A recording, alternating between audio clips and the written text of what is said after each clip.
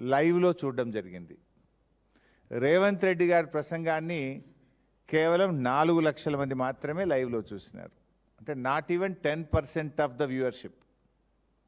కేసీఆర్ గారి వ్యూవర్షిప్లో 10% కూడా రేవంత్ రెడ్డి గారికి వ్యూవర్షిప్ లేదు.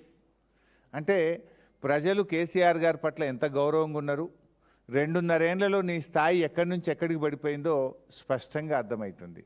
దానికి ఇంకో లైవ్ కూడా చూపిస్తాను నేను. బీఆర్ఎస్ పార్టీ అఫీషియల్ వెబ్సైట్లో మా న్యూస్ ఛానల్లో 2000 మంది కేసీఆర్ గారిది 2K లైవ్ చూస్తూ ఉన్నారు నిన్న. అదేవిధంగా రేవంత్ రెడ్డి గారు చూస్తే ఇది కాంగ్రెస్ పార్టీ అఫీషియల్ వెబ్సైటు, 54 మంది చూస్తున్నారు. ఎక్కడ 54, ఎక్కడ 2000? అది 54, ఇది 2000.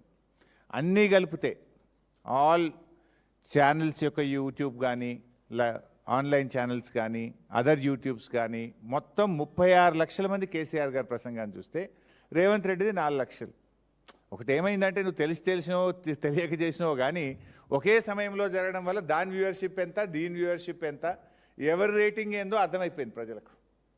రేవంత్ రెడ్డి గారి స్థాయి ఏందో, కేసీఆర్ గారి స్థాయి ఏందో రాష్ట్ర ప్రజలకు మాత్రం కంపారిజన్ మాత్రం స్పష్టంగా అటు చూస్తే 2000 కనబడుతుంది, ఇటు చూస్తే 54 కనబడుతుంది. అటు చూస్తే లక్షల్లో ఉంటుంది, ఇటు చూస్తే వేలల్లో ఉంది.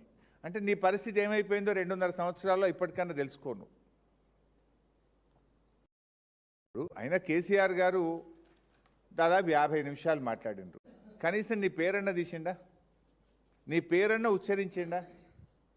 కేసీఆర్ గారు మాట్లాడితే రైతుల గురించో, విద్యార్థుల గురించో, ఉద్యోగుల గురించో, రాష్ట్రం గురించో, ఆటో కార్మికుల గురించో, విద్యుత్ సమస్యల గురించో, సాగునీరు త్రాగునీటి గురించో ఆయన ఒక స్టేట్స్మెన్గా మాట్లాడిండ్రు. రాష్ట్రము, రాష్ట్ర ప్రయోజనాలు, ఒక ఉద్యమకారుడిగా, ఒక రాష్ట్రాన్ని సాధించిన నాయకుడిగా, 10 ఏళ్ళు ఈ రాష్ట్రాన్ని పరిపాలించిన ఒక ముఖ్యమంత్రిగా ఎంతో హుందాగా కేసీఆర్ గారు మాట్లాడినారు. రేవంత్ రెడ్డి ఏం చేసుడు? ఒకటే మొత్తుకునుడు, ఒకటే రంకెలు, పడి ఏడ్చుడు. ఎందుకంత ఫ్రస్ట్రేషనో నాకైతే అర్థమవుతలేదు. నీకు ఎందుకంత బాధ రేవంత్ రెడ్డి? కేసీఆర్ గారు చాలా హుందాగా మాట్లాడినాడు కదా. ఆయన కేసీఆర్ గారు స్టేట్స్మెన్గా మాట్లాడితే నువ్వు స్ట్రీట్ మ్యాన్గా మాట్లాడినావు. కేసీఆర్ గారి ఇంట్రెస్టు స్టేట్ ఇంట్రెస్టు, నీదేమో కుర్చీ సీట్ ఇంట్రెస్టు. ఆయనది స్టేట్ ఇంట్రెస్ట్గా ఉండే ఉపన్యాసము, నీది సీట్ ఇంట్రెస్ట్గా ఉండే నీ ఉపన్యాసం. నేను మళ్ళీ గెలుస్తా, నేను మళ్ళీ వస్తా, ఇదే కదా నువ్వు మాట్లాడింది. అసలు అయ్యేదా పోయేదా? అది నువ్వు తల కిందికి పెట్టి కాళ్ళు మీదికి పెట్టినా బీఆర్ఎస్ ప్రభుత్వం వచ్చేది ఖాయం. దాన్ని ఆపడం నువ్వు కాదు, నీ తాత జేజమ్మ తరం కూడా కాదు. అది స్పష్టంగా వ్యూలోనే కనబడుతుంది కదా. వ్యూస్లో ప్రజల మూడు, it indicates the mood of the people. 36 లక్షల మంది కేసీఆర్ ప్రసంగాన్ని చూడడం, 4-5 లక్షలు కూడా నీకు చూడలేదంటేనే that is the mood of the state, that is mood of the people.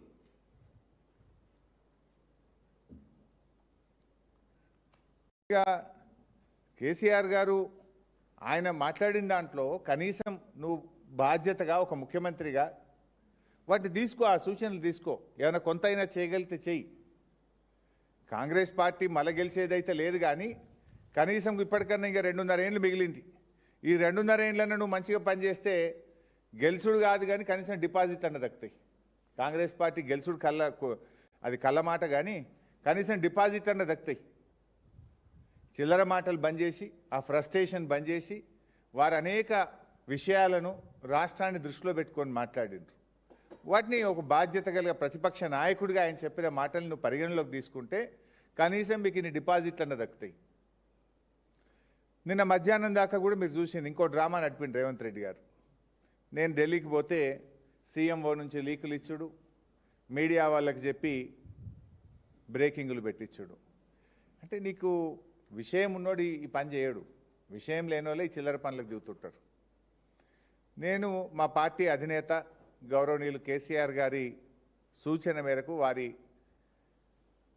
చెప్పిన పని కోసం రవిచంద్ర ఎంపీ గారు, నేను, వినోద్ కుమార్ గారు, మేము ముగ్గురం ఢిల్లీకి పోయినాం. దట్స్ ఓపెన్గా శంషాబాద్ ఎయిర్పోర్ట్ నుంచే పోయినాం ఢిల్లీకి. దాంట్లో పెద్ద సీక్రెట్ లేదు, అంతకంటే రహస్యము లేదు.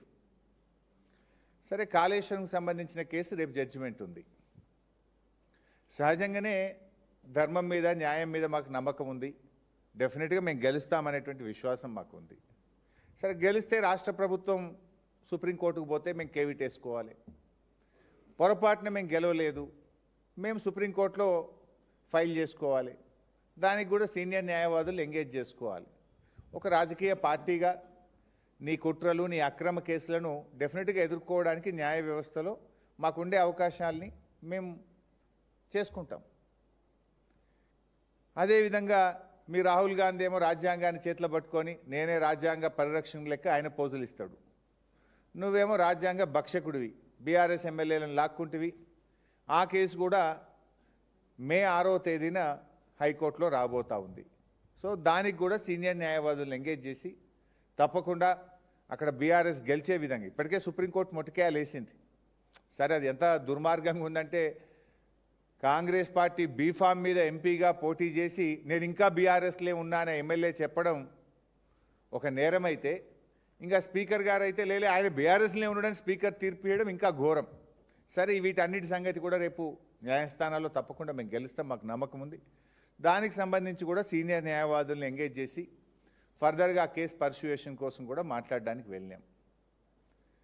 వీటితో పాటు మరో ముఖ్యమైన విషయం కూడా ఉంది నిన్న ఢిల్లీకి వెళ్ళిన దాంట్లో. అదేంటి? బ్యాగుల కేసు. ఒకటి ఉంది కదా, ఓట్ ఫర్ నోట్ కేసు. ఆ కేసు కూడా రేపు సుప్రీంకోర్టులో మధ్యాహ్నం 3:30కు వస్తుంది. రేపు మధ్యాహ్నం 3:30కు రేవంత్ రెడ్డి పట్టపగలు 50 లక్షల నగదుతో బ్యాగులతో దొరికిన కేసు రేపు మధ్యాహ్నం 3:30కు సుప్రీంకోర్టులో వస్తుంది. సో ఈ ఓటుకు నోటు దొంగ భరతం పట్టడానికి కూడా నిన్న ఢిల్లీలో న్యాయవాదులతో మాట్లాడడానికి వెళ్ళాం. రెడ్ హ్యాండెడ్గా నువ్వు పట్టపగలు దొరికినవు. కానీ ఇవాళ ఏమైపోయింది? కంప్లైనెంటు నువ్వే, ముద్దాయివి నువ్వే అయిపోయినావు. దురదృష్టవశాత్తు నువ్వు రాష్ట్రానికి హోంమంత్రివి నువ్వే, ముఖ్యమంత్రివి నువ్వే.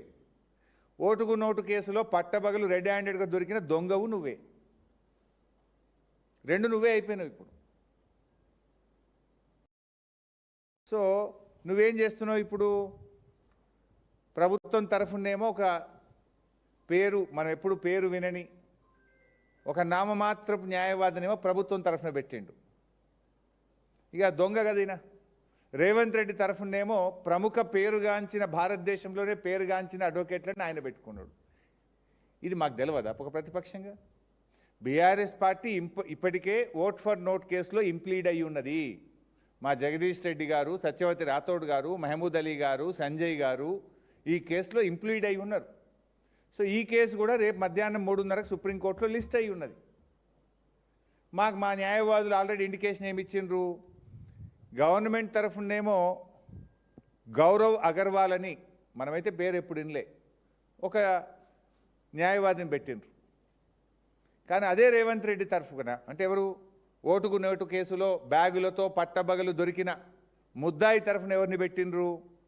ముకుల్ రోహిత్గిని, సిద్ధార్థ్ లూత్రా అనే అడ్వకేట్లను పెట్టిండ్రు. అంటే ఇక్కడ దొంగ చీకటి ఒకటైనట్టు అయిపోతుంది. ప్రభుత్వం తరఫునేమో ఒక చిన్న న్యాయవాది, కానీ ముద్దాయి తరఫున నోట్ల కట్టలతో దొరికిన దొంగల తరఫున ఎవరిని పెట్టుకున్నారు? ముకుల్ రోహిత్గిని, సిద్ధార్థ్ లూత్రా